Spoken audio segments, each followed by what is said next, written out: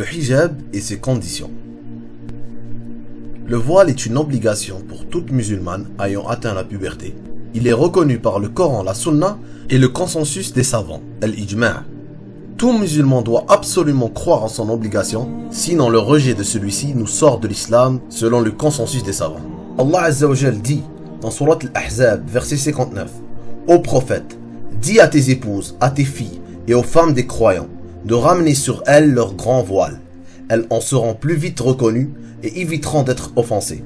Allah est pardonneur et miséricordieux. » Il dit aussi, dans Surat Nur, verset 31, « Et dit aux croyantes de baisser leur regard, de garder leur chasteté et de ne montrer de leur atour que ce qui en paraît et qu'elles rabattent leur voile sur leur poitrine. » Dans un hadith authentique rapporté par l'imam Bukhari, Aïcha radiallahu anha a dit qu'Allah fasse miséricorde aux premières femmes immigrées.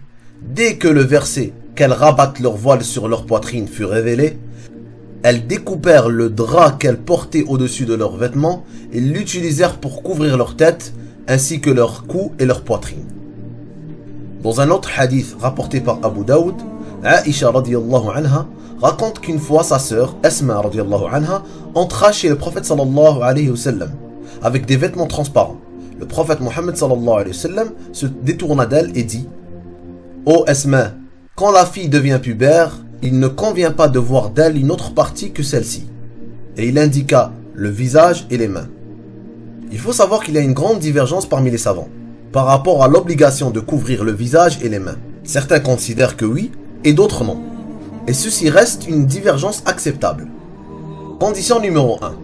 Le hijab doit couvrir tout le corps. Il doit couvrir le corps de la tête aux pieds. Les pieds sont à couvrir et font partie de la aura, de la partie de la femme qui doit être cachée. Donc tout le corps doit être couvert, à l'exception du visage et des mains. Le bras fait partie de la aura, une partie qui doit être cachée. Donc le fait de retrousser ses manches est problématique. Condition numéro 2. Le hijab ne doit pas être transparent ou trop mince, de la manière à ce que la couleur de la peau ou que les membres du corps soient visibles. Un hadith du prophète sallallahu alayhi wa sallam va dans ce sens. Il y a deux catégories de gens de l'enfer que je n'ai pas encore vues. Des gens qui auront des fouets semblables à des queues de vache avec lesquelles ils frappent les gens. Et des femmes qui sont habillées mais nues en même temps, qui attirent les hommes et qui sont attirés. Leur tête ressemble à la bosse penchée du chameau. Elles n'entreront jamais au paradis et elles ne sentiront jamais son parfum, malgré que son parfum puisse être senti à des distances et à des distances à la ronde. On retient aussi dans ce hadith la bosse de chameau, comme on peut le voir sur l'image qui suit. Condition numéro 3. Le hijab doit être ample et non serré ou collé sur le corps. Car si la femme porte un vêtement qui n'est pas transparent ou léger, mais qui est moulant et collant à la peau, de façon à ce que ses seins, ses hanches et ses fesses et les autres parties du corps soient décrites et exposées, le but du hijab, qui est de couvrir le corps et de protéger la tentation, n'est pas respecté. Dans un hadith, Usama ibn Zayd radiallahu anhu a dit « Le prophète sallallahu alayhi wa sallam m'a offert un vêtement égyptien épais que lui avait offert Dayhal Kalbi et je l'ai donné à ma femme.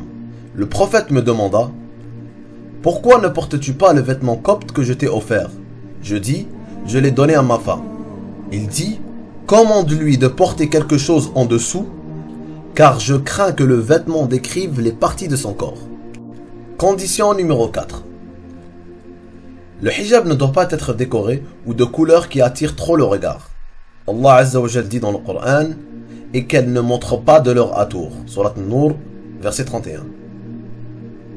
Il dit aussi « Et restez dans vos foyers et ne vous exhibez pas à la manière des femmes du temps de l'ignorance. » Al-Ahzab, verset 33.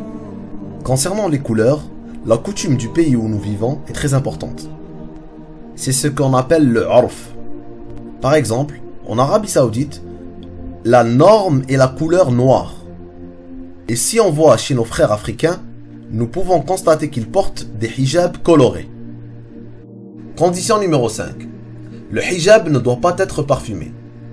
Le prophète sallallahu alayhi wa sallam a dit d'après Abu Musa al-Ash'ari toute femme qui se parfume et qui passe parmi les hommes pour qu'ils sentent son parfum est une adultère. Il dit aussi, toute femme qui a été en contact avec du parfum, bukhur, ne doit pas assister à la prière de Isha avec nous. Condition numéro 6. Le hijab ne doit pas ressembler aux vêtements des hommes. Le prophète sallallahu alayhi wa sallam a dit, elle n'est pas des nôtres, celle qui imite les hommes parmi les femmes. Et il n'est pas des nôtres, celui qui imite les femmes parmi les hommes. Abu Huraira a dit, le messager d'Allah a maudit l'homme qui s'habille en femme et la femme qui s'habille en homme. Alors, il faut savoir que le pantalon, pour la femme, est interdit, car c'est un vêtement d'homme, en plus de décrire les formes. Condition numéro 7. Le hijab ne doit pas ressembler aux vêtements des mécréants et des mécréantes. Condition numéro 8. Le hijab ne doit pas être un vêtement de fierté ou de popularité. L'objectif du hijab est la pudeur, contrairement aux vêtements d'aujourd'hui, dont leur objectif est d'attirer l'attention au maximum, en décrivant les formes des femmes. Avec les 8 conditions que nous avons citées, nous voyons bien que ceci n'est pas un hijab. Car le hijab, ce n'est pas seulement se couvrir la tête.